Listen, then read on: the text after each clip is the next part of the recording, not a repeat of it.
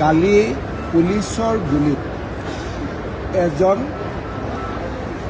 কাৰ্বি যুৱকৰ মৃত্যু হৈছে আৰু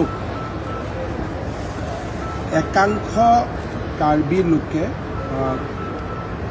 দোকান জুই জ্বলাই দিওঁতে দোকানৰ ভিতৰত এজন যুৱক আছিলে।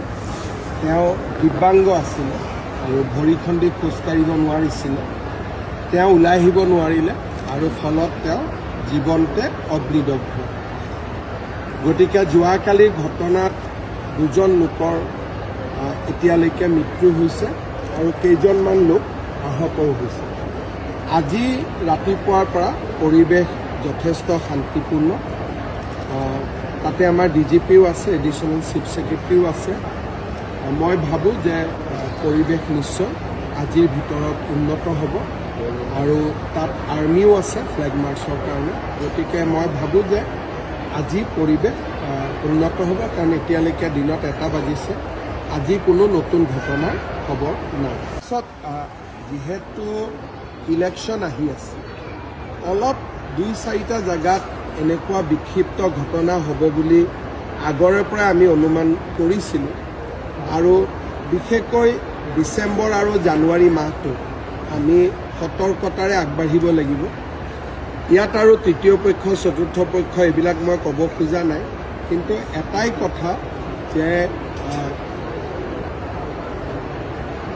কোনেও শান্তিপূৰ্ণ আন্দোলনৰ কথা বেলেগ, হিংসাৰ জৰিয়তে সমস্যাৰ সমাধান নহয়। খেৰণীত কাৰ্বি ৰাইজে যিটো দাবী কৰিছে, একাংশ কাৰ্বি ৰাইজে, যে VGR PGRত থকা মানুহখিনিক উচ্ছেদ কৰি দিয়ক।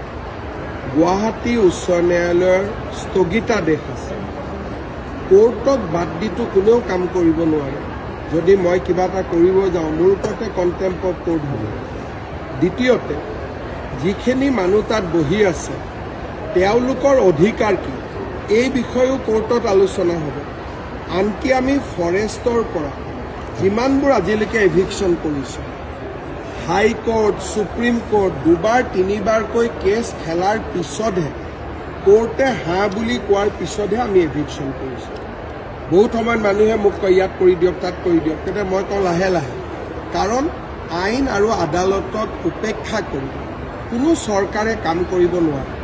এভিকশ্যন কৰিম বুলি ক'লেওতো পুলিচে কৰিব নোৱাৰে, কাৰণ কণ্টেম্প অফ কোৰ্ট তেওঁলোকৰ ওপৰত লাগিব।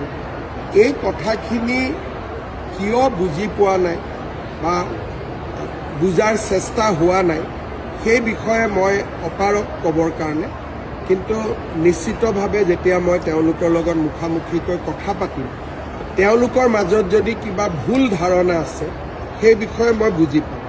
কিন্তু এতিয়ালৈকে সাধাৰণতে কোৰ্টৰ অৰ্ডাৰ থাকিলে বাকী মানুহবিলাকে জবৰদস্তি নকৰে।